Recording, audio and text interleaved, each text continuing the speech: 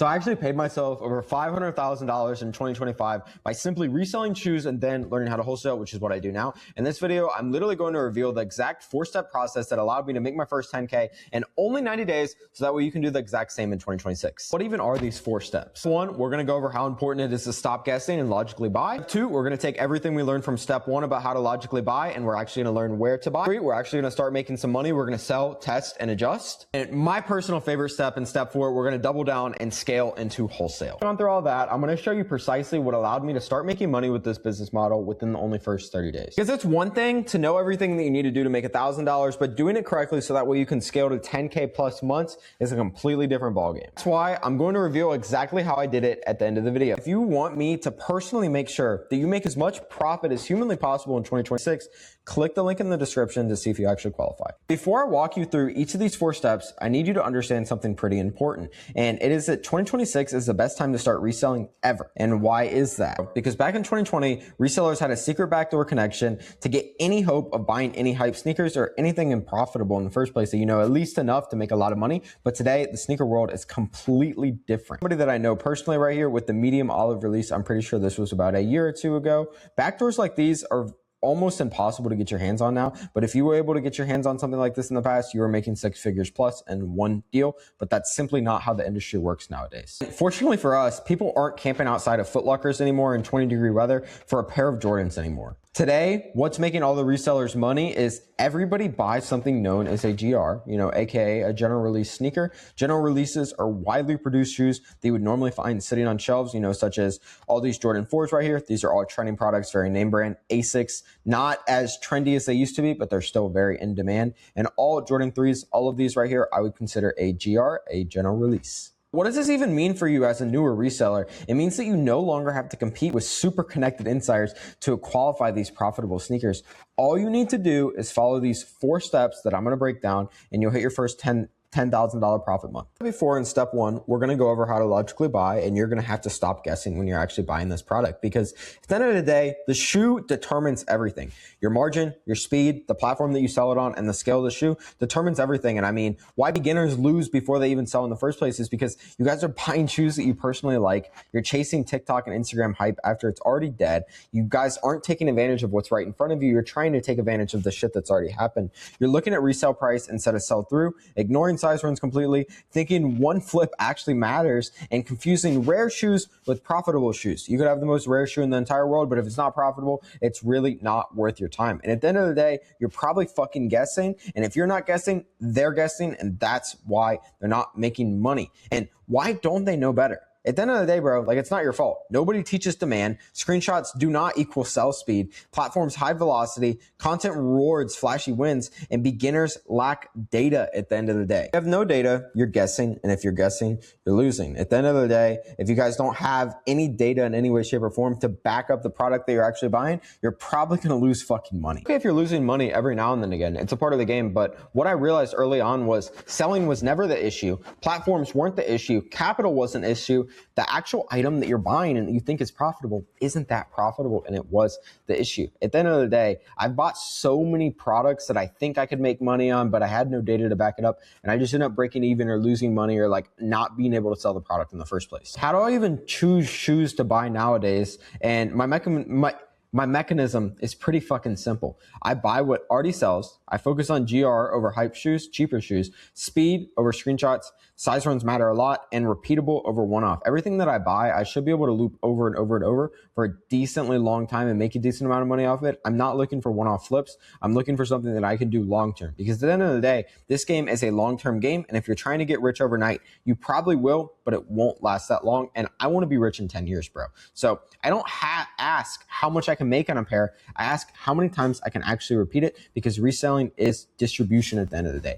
But nothing changed except for the specific shoe that I was actually selling. And what I mean by that is, at the beginning, I bought what looked clean. I chased big flips, shoes sat, and money was stuck. And I had a super, super big issue. I'd buy a shitload of shoes and then I wouldn't be able to move them. Everybody would be offering me what I paid or a little bit below. And at the end of the day, my money just kept on repeating, but it wouldn't grow. I would buy something, I would sell it, I would break even, and the ball would keep on rolling and I just wouldn't make fucking money. But I had the same effort, except for I had a different result over here. Whereas right now, I buy proven movers. I know that it's going to sell and I know where it's going to sell. Before I sell it, I'm selling the same exact SKUs at the end of the day. Well, not the same exact SKUs as before, but the same type of SKUs on repeat. I have predictable margins and there's faster cash flow. You live and you learn, but the reason why I'm making this video is I want all of you watching this to learn from my past mistakes so that way you don't have to lose money the way that I did. This is one of my favorite students that I've ever worked with. This is West Coast Kicks. He joined our program here in September. I think this was like the first week or two that he joined.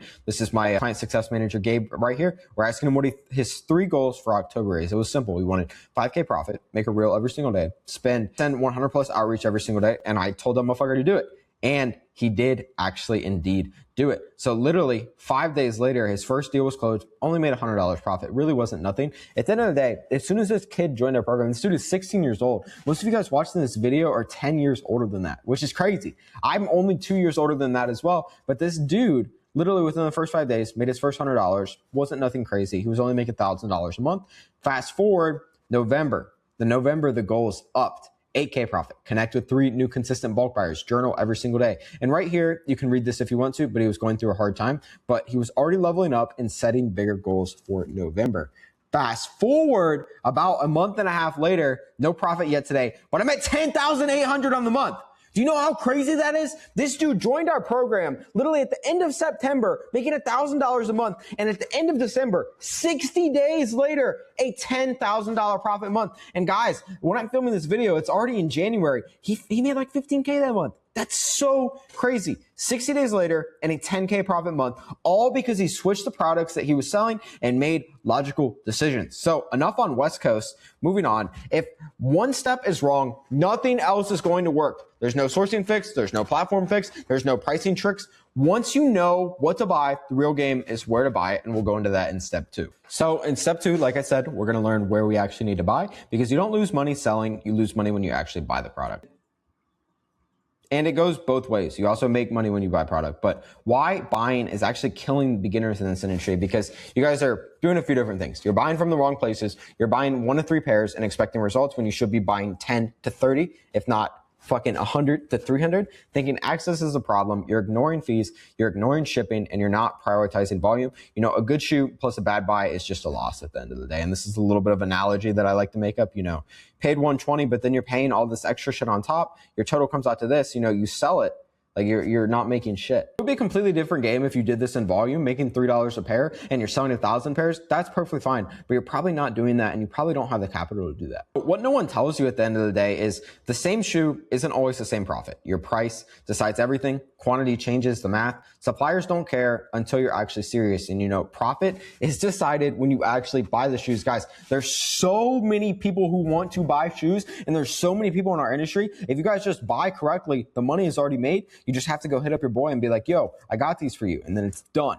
Super simple. What it actually tells you is access isn't rare in this industry. There's product absolutely everywhere. Cheap isn't always good. Usually if something is too good to be true, it is definitely too good to be true. Volume unlocks better pricing, and consistency beats these connections at the end of the day. You guys could have every single connection in the entire world, but at the end of the day, if you're not consistent and you're not showing up every single day, it doesn't matter. You're not going to make money any days. I stopped asking where to buy shoes, and I started asking where I could buy them correctly. So the way buying really works is it's pretty simple. You test sources. Some are fucking ass. You're not going to make any money. Some work, and you keep what works and you drop what doesn't. It's pretty fucking simple. Just like every other business, buying is trial and error. Eventually you're going to figure it out. Eventually you're going to lose some money, but it's an expensive error if you don't know the rules and you don't do it correctly. The way that I like to think about it is it's a funnel. You throw shit in, some works, some doesn't, on to the next. This is one of my fuck ups that I am not too proud about. Same shoe, different buy. So Zion 1 lows. Some of you may know that these were going for a lot of money a few months ago before they released.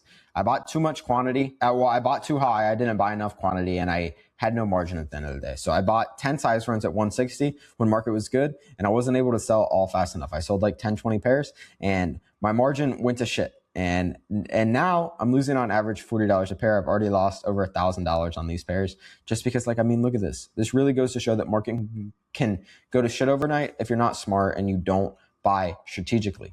But this was a cook. I made a lot of money off this. This was a lower cost, bigger order, and there was room to win because I bought strategically on this. I didn't emotionally buy this. This one over here, I did emotionally buy a little bit. This one was all logical. So I bought 300 pairs when market dipped in June at 210 per, and I sold all at peak in August for 230 per when market jumped up to 260. And I made a quick $6,000 profit off of one play, one deal. And at the end of the day, nothing changed except for where and how it was bought and the way that I thought about the deal. I logically bought it rather than emotionally buying. And buying correctly is what turns a good shoe into a business. Once you buy right, now you need to sell it right. And we'll go into that in step 3. So this is one of my favorite steps. You need to sell, test, and adjust. And this is where most people actually lie to themselves within this business, because selling isn't posting, selling is feedback. And why the sales don't actually happen is because you're listing once and praying and you're not consistent. Selling where it's easiest and not trying to get maximized margin. Pricing with ego, ignoring fees plus buyer behavior, and letting the shoes sit too long thinking that,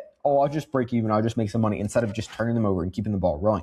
If it's not selling, the market is talking. And at the end of the day, what selling actually is every listing is literally a test. Platforms behave differently, buyers behave differently, price equals signal, and speed matters a lot more than perfection in this industry. You don't want to argue with the market, you listen. And what I stopped doing was I started waiting for a max price. I was getting attached to inventory, thinking fucking sitting shoes was just patient. In reality, inventory setting isn't inventory. It's dead money that isn't making you any money. Like, let's say I had $50,000 and a shitload of shoes and I let them sit for a year and I just didn't make any money. I didn't sell them. If I would have took that 50,000 and put it into another business, or even put it into the S&P 500, I would have got at least 10% off of it within that year. And that's already $5,000 profit. There's so many better places that you can put your money rather than do a big pile of shoes. Don't get me wrong. I invest all my money into my business and I rarely invest into the stock market, which I should, but I do shit on turns over. It's all turned over within 7 days and I'm making 10%. So if I spend fucking 50,000, like I said before, and I'm turning it over every single 10 days, that's 5K profit every single week. That's 20K profit a month. Obviously I do a lot more than that nowadays, but you get the point. The sooner you understand this, the richer you will get over time. And this is the way I like to think about it. If your money is sitting, it's literally a fucking ice cube. Like, it's not moving. Whereas once it melts and you let go of it, the money is free, the cash flow is back. So how it actually works is you sell, you learn, and you adjust. You let's just shoe, you watch the speed. I don't know why I'm stuttering so much. I'm going to leave this in the video so you guys know, like, I'm not trying to edit this. It's like, this is all authentic. But watch the speed, adjust the price, the platform, note what moves, kill what doesn't. And being wrong fast is how you actually win in this industry. And what I mean by this statement, because a lot of you guys might take this the wrong way, like, oh, I shouldn't be wrong. That doesn't do anything for me. No, bro, it's a learning experience. At the end of the day, I've lost tens of thousands of dollars in the past on other businesses. And I realized that it wasn't for me. It wasn't the right business. So I learned as fast as humanly possible and I moved on. Guys, every single second, even you watching this video, we're slowly dying right now. Like, this video will probably be 20 to 30 minutes long. 1% of your day is 14 minutes. And at the end of the day, you're wasting so much of your time on something that you think is right, when in reality, if you just figure out if you're in the wrong or not fast, you're going to win. And small tweaks lead to faster sales. Step 4, literally the most important step by far, we're going to double down and scale. So what most people do wrong when they get to this stage is they like to stay small and they don't realize that growth is something that they need if they want to make more money and have a bigger business, because they keep hunting new shoes. They abandon what works too early. They overthink instead of actually scaling the business, and they reset to guessing. They restart instead of repeating what is already working. And I've seen it happen with so many businesses. You guys get something good and you try to do it and you try to do it, but you don't give it enough time. And at the end of the day, everything needs to be done fast. Obviously, move on from something when it's not working. But sometimes you just need to get something a little bit of time, and then boom, that shit fucking takes off. And what I mean by that is the moment that everything changes is that one shoe slowly but surely starts to work, that you give it a little bit of time, you stop experimenting, you increase the sizes, and you simplify your decisions. Winning once is luck, repeating it is skill in this industry.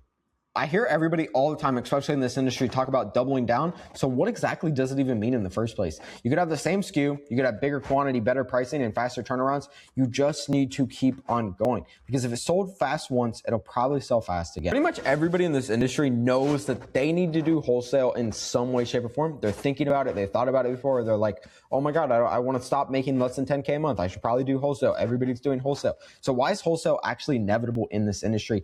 Because a few different reasons. It's predictable predictable buyers, predictable margins, less guessing, and it's more scalable than selling to personal buyers. So many of you guys think selling to personal buyers is the only way to run this industry. And at the end of the day, if you have that mindset, you'll probably stay stuck at 5K a month.